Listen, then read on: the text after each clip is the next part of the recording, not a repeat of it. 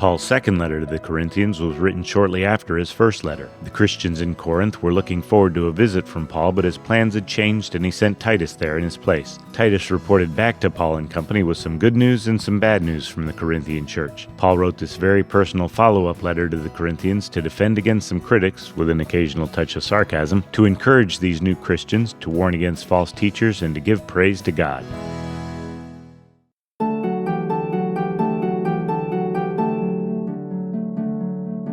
Paul's ministry was on fire up north, so he delayed his trip to the southern Greek city of Corinth. Even though he'd been there 2 times already, the Corinthians felt snubbed by Paul, so he sent Titus in his place to greet and encourage them. Titus told Paul that his critics in town were accusing Paul of being heavy-handed and weak, harsh and timid, arrogant and overly humble, greedy and cheap. How does that work? Paul put out those fires by listing his credentials as an apostle chosen by God, while at the same time humbling himself. Not bad. He listed his resume of trials and difficulties he had gone through, but in his weakness, God shows his strength. Titus reported that while the Corinthians weren't perfect, they were growing and improving. In one specific case where a sinner had repented, Paul told them that they shouldn't tolerate immorality in the church, but when someone repents, forgive them and welcome them back. Paul's previous letter had been harsh but effective. It was intended to build them up, not tear them down, and that's what it did. Paul told them they were ambassadors who represented God, that God is a treasure inside us who are just jars of clay intended to show the flood of God's glory. Paul almost gives us a quick glimpse into heaven and tells us to beware of false prophets and says that this life is temporary, we're just passing through. He talks about giving. He says you don't have to, but if you do, you'll be blessed because God loves a cheerful giver, and he never even mentions tax deductions.